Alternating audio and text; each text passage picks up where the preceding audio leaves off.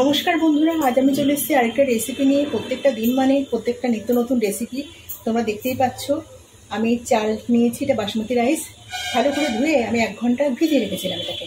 এদিকে যেহেতু চালটা বেশি, বড় হাঁড়ি বসিয়ে দিয়েছি। দেখতেই পাচ্ছ এত বড় হাঁড়িতে আমি কোনোদিনই ভাত করি না, কিছু বাড়িতে লোকজন আসবে সেজন্য বেশি করে করা হচ্ছে। জলটা ফুটতে শুরু করেছে, এখন এর মধ্যে কিছু কিছু জিনিস অ্যাড করব। দিয়ে দেবো লবণ, রিফাইন অয়েল, এটা কিন্তু খুব জরুরি এটা দেওয়া।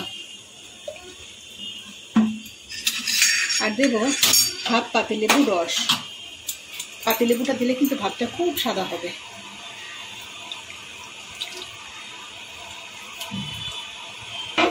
ভালো করে নাড়িয়ে নিলাম। তো জলটা আরেকটু ফোটার জন্য অপেক্ষা করবো। সব জিনিস আমার দেওয়া হয়ে গেল, আরেকটু ফুটলে পরে আমি চালটা দেবো। জল ভালো মতো ফুটছে, একদম টকবগিয়ে ফুটছে। এখন চালটা দিয়ে দেবো। আর ভাতটা আমি ফুল সেদ্ধ করবো না, আমি 70% সেদ্ধ করবো, করে ভাতটা ফ্যান ঝরাবো। ভাতটা কিন্তু একেবারে ঠান্ডা করে ঝুরঝুরে করে নিয়েছি, একেবারে ঝুরঝুর করছে। আর এখানে গাজর, বিনস, ক্যাপসিকাম আর কয়েকটা লঙ্কা আমি চিড়ে নিয়েছি, লবণ মাখিয়ে রেখেছি এগুলোকে। কড়াইতে রিফাইন অয়েল দিয়ে দিয়েছি। পুরো ঘি দিয়ে করলে ভালো লাগে, কিন্তু আমি রিফাইন অয়েল দিয়ে করি, তার সাথে 1 চামচ ঘি দিয়ে দিই। এটাকে গরম হওয়ার অপেক্ষা করব। তেল আর ঘির মিশ্রণটা গরম হয়ে গেছে। এখানে নিয়ে নিয়েছি কাজু কিশমিশ। কাজু কিশমিশগুলো ভেজে আমি তুলে নেব।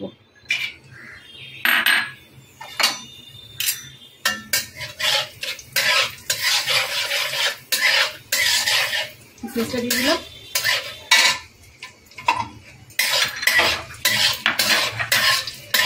হালকা করে ভেজে আমি তুলে নেব। এলাচ, লবঙ্গ, দারচিনি আর 1.5খানা স্টার এনিস। ফোড়নটা ভাজা হয়ে গেছে, ফোড়ন থেকে সুন্দর মিষ্টি একটা গন্ধ বেরোতে শুরু করেছে। এখন লবণ মাখিয়ে রাখা গাজর, বিনস, ক্যাপসিকামগুলোর মধ্যে দিয়ে দেবো। লবণ মাখিয়ে রাখলে হবে না, তাড়াতাড়ি নরম হয়ে যায়। যেহেতু এখন গরমের দিন, শীতের দিনের সবজি তো নয়, স্টোরের সবজি, সেখানে আমি একটু লবণ মাখিয়ে রেখেই রান্নাটা করছি। কিন্তু চলে রাখা কাঁচা লঙ্কা,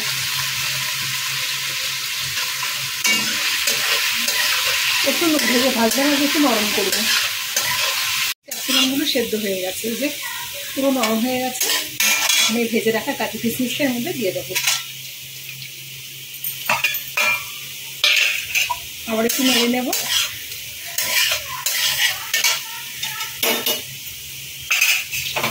এবার রাইসটাকে অ্যাড করবো। একেবারে দেবো না, অল্প অল্প করে দেবো। 1 থালা আগে দিয়ে দিলাম।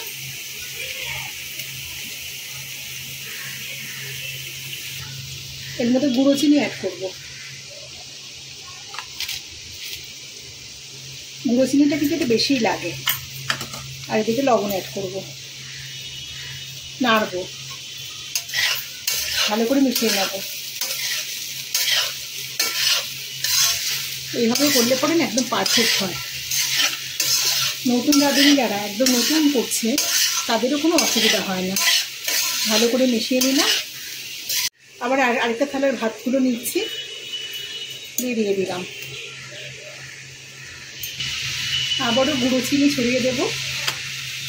সব থেকে সহজ পদ্ধতি এটা। আর লবণ, আবারও ভালো করে মিশিয়ে নেব। ভালো করে মিশিয়ে নিয়েছি। আবারও হাঁড়ির মধ্যে অনেক ভাত আছে, সেগুলো অল্প অল্প করে দেবো। একবারে কিন্তু আমি সবগুলো দেবো না, তাহলে সবগুলোর মধ্যে নুন মিষ্টি ঠিকমতো হবেও না, আর সব শুধু নাড়াও যাবে না। আবারও লবণ আর চিনি গুঁড়ো ছড়িয়ে আবারও একসাথে মেশাবো।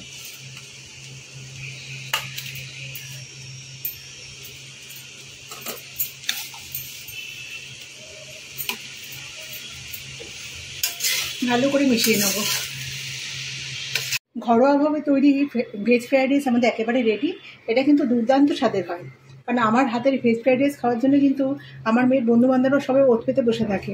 আজকে ওদের জন্যই বানাচ্ছি, ওরাই খেতে চেয়েছে, তাই এতটা বেশি করে বানিয়েছি। বাচ্চারা খাবে তো, আর ওদের ভালো লাগে, যে বাচ্চাদের যে জিনিসটা ভালো লাগে সেটা তারা একটুখানি বেশিই খায়। তো রেসিপিটা কেমন লাগলো অবশ্যই কমেন্টে জানাবেন। রেসিপিটা ভালো লেগে থাকলে একটা লাইক দেবেন, আর যে সমস্ত নতুন বন্ধুরা চ্যানেলটিকে সাবস্ক্রাইব করেনি তারা অবশ্যই চ্যানেলটিকে সাবস্ক্রাইব করে আমার পাশে থাকবেন। আর পুরনো বন্ধুরা তো আমার পাশে রয়েছেনই, আমাকে মানে প্রচুর সাপোর্ট করছে, প্রচুর ভালোবাসা দিচ্ছে, সারা জীবন যেন এরভাবে সাপোর্ট করে, এরভাবে ভালোবাসা দিয়ে যায়।